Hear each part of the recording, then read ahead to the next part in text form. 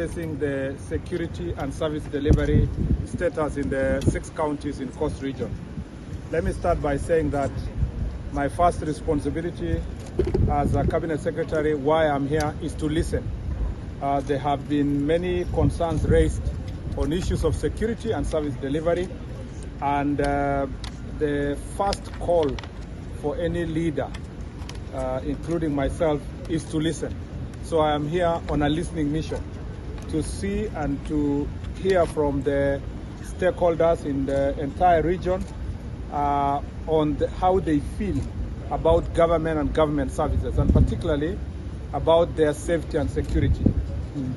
It is through that you can have, as a policy maker and as a leader in the ministry, have the right interventions on the various issues that have been raised in this region. The security situation generally is safe. We are stable as a nation. We are the best in terms of dealing with our security issues. You know that the challenges that have been in the Coast Region for many years, and as a country as a large, is dealing with issues of gangs, from MRC to the Panga Boys. And once in a while, or on a particular season, you will see a resurgence of gangs in the region, and that will form strongly part of my presence here. I have been briefed by the security team, and they have already told me some of the things that interventions that they need us to do at the national level, but also what they are already doing in this area to make sure that they contain this problem.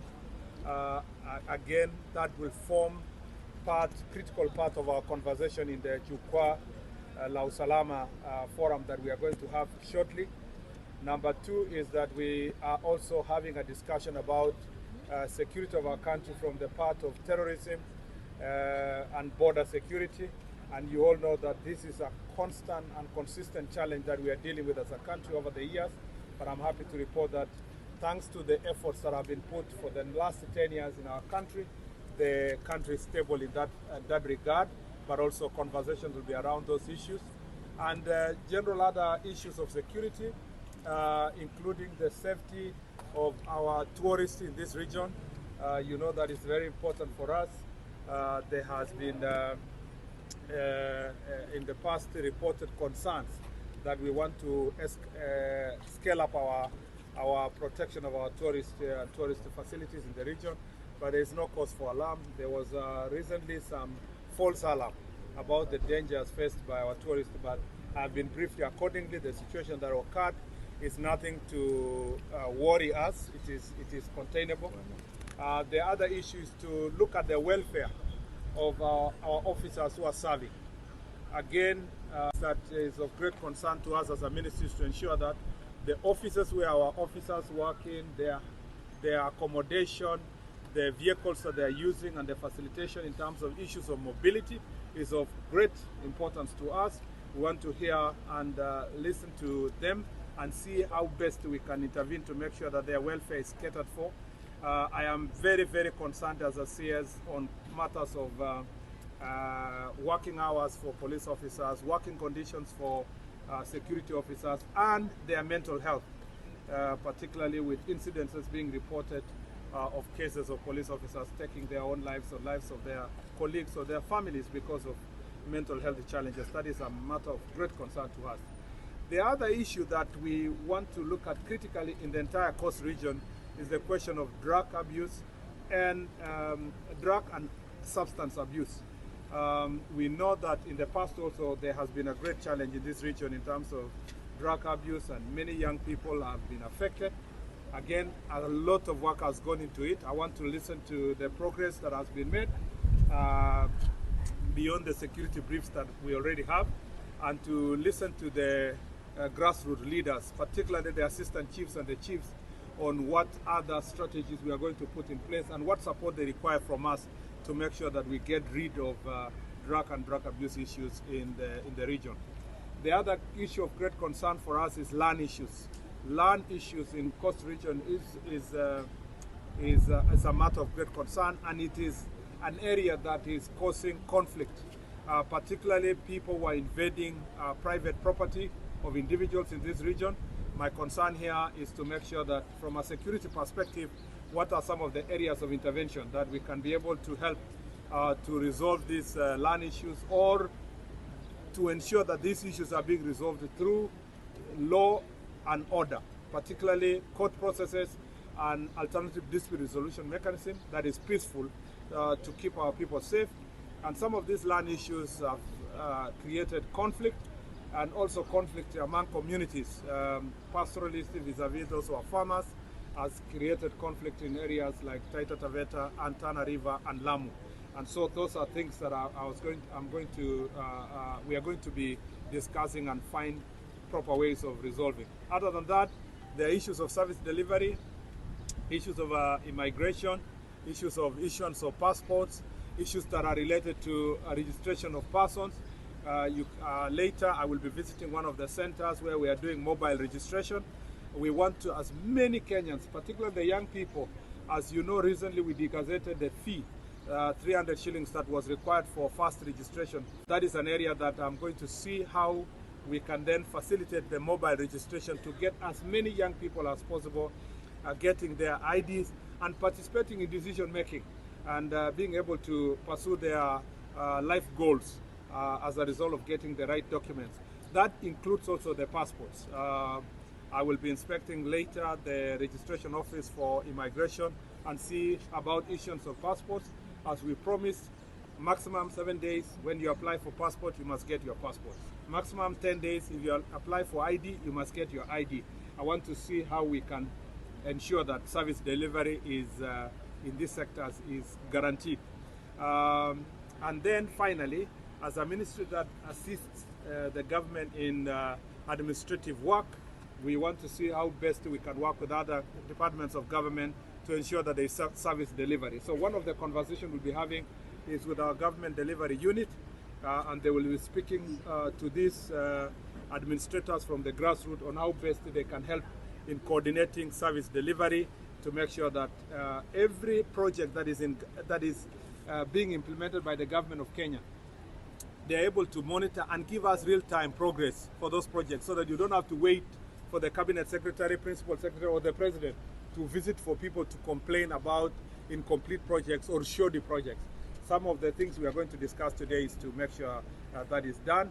And we are also using this forum for awareness on the key programs of bottom-up economic agenda. One of that program is the universal healthcare. One of the presentations we'll be making to the grassroots leaders, particularly our elders from the community and the chiefs and assistant chiefs, is how SHA is working and how best we can make sure that Taifa Care is delivering to the people of Kenya. So it will be an eventful day and 6 days ahead of us, but this is what it is, and this is a practice we have now adopted in this ministry. We will visit the entire 47 counties across the country. We've just started with Coast Region, and I will be working from here. Besides the work that will be related to the 6 counties, I'll continue discharging my national duties from this region for the next 6 days. Yes, we hear about regarding borders. That our chiefs that were abducted in Mandera have been released, and they are now in the hands of Kenyan officials, and they will be arriving home anytime soon.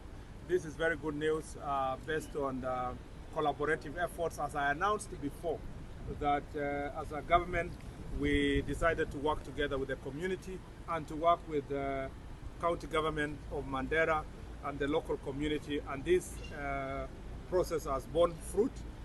We will be commenting further in the near future, once our chiefs are within the country, and we'll give you even more updates on the progress and what we are doing. The thing that many Kenyans need to know is that our country is safe because there are men and women who are making great sacrifices. The fact that we don't discuss threats of terrorism and Al-Shabaab and so forth every day does not mean that our country is not facing constant threat from these elements. It means, the real meaning is that the men and women who have gone out there working in the field, especially along our borders, are doing a fantastic job to protect the rest of us. We don't speak about this every day, but it just needs to be known by all Kenyans that we are safe because our police officers, our NPR, our chiefs, our assistant chiefs, and many citizens in the community who are cooperating with the security sector are helping us to keep our country safe. And therefore, we will be making a statement in the next few days in detail on the progress of that issue. Waziri, juzi ulipokuwa bungeni ulisema mzungu alivamiwa. Hapo umesema ni kishika. Umesema? Ulipokuwa bungeni juzi uliungama kuwa there's a tourist who was attacked. Hapo umesema ni false alarm. Nimesema kwamba vile iliripotiwa si kwamba kuna mtu alinyang'anywa, aliporwa simu yake. Kuna mzungu moja alivamiwa na vijana na kuporwa simu, lakini sio genge vile watu walikusema kwamba kuna magenge ya wakora walivamia watalii wengi. Hapana, siwezi kakataa. Ukweli wa mambo ni kwamba mtalii moja alinyang'anywa simu na mkora moja kwa hapa jiji, na kulikuwa na makosa kidogo ya coordination kati yetu na ile police unit yenye inasimamia mambo ya tourism na wale ambao department yetu yenye inafanya mambo ya utalii. Hiyo ilikuwa ni makosa kidogo ilifanyika. Yenye nasema ni false alarm ni kwamba haikuwa kwamba walivamiwa na magenge wenye or let me put it in black and white. It's not that they were actually attacked by panga boys with a gang approaching the tourists. No, that was not the case. It was just a case of the usual pickpocketers and thieves who try to steal from tourists. Of course, we don't want such incidents to happen, but I want to appreciate the media houses. Most of the media houses carried out the story accurately with national interest at heart. You know, there's just a few people here and there who reported it sensationally in a manner that would scare our tourists when the situation was not at the scale that was sensationalized. Any suspects arrested? Status of the phone? Yes, it's ongoing. Not yet arrested. The suspects are not yet arrested. But again, our regional police commandant will be making reports in a few days. And if it happens, at the time we are here, we will let you know. Last question. I have a question. Yesterday's goon attack. Dealing with gangs here is to make sure that there is no place in the Republic of Kenya where we will allow any goons or gangs to invade any facility, whether it's a church, whether it is a school, whether it is a street. This country must be led by the rule of law. And injustice anywhere is injustice everywhere. We are not going to allow extrajudicial processes to continue in the country. We must remain a country of law and order. And it doesn't matter. Ours is apolitical. We do not subscribe to any political side. Ours is to make sure that everybody can exercise their right freely across the country without being hindered, as long as they are going about it peacefully. Waziri, kuna wanasema kwamba magenge yote nchini Kenya kuanzia hapa Panga Boys na kuna vile tutawacha mtu yeyote. Tumesema kutoka hapa ile elements ya Mungiki, mambo ya Chingororo, na nilisema hiyo wengine wanajiita confirm na sijui confirm huko Nakuru, wengine wanajiita huko Kisumu, China squad Fiesta, na nikumbusha hapa wengine wako Western huko. Nilisema hata kwa bunge mambo ya Matungu na ile kazi tumefanya kuhakikisha kwamba tumetoa magenge yote. And I can assure you as a country, we will dismantle all these gangs. And we want to assure you that where these gangs are attached to political leaders, we will arrest them and we'll make sure that they do not have peace in our country. We want to instead to channel our youth to other government programs, housing, ICT hubs, among other interventions, including some of them to go back to TTIs. And I'm very happy with some county governments, including here in Mombasa, who have given these young people alternative training facilities to and support, financial support and bursaries, including members of parliament who have supported some of these young people to go to colleges and schools and TTIs so that they can get themselves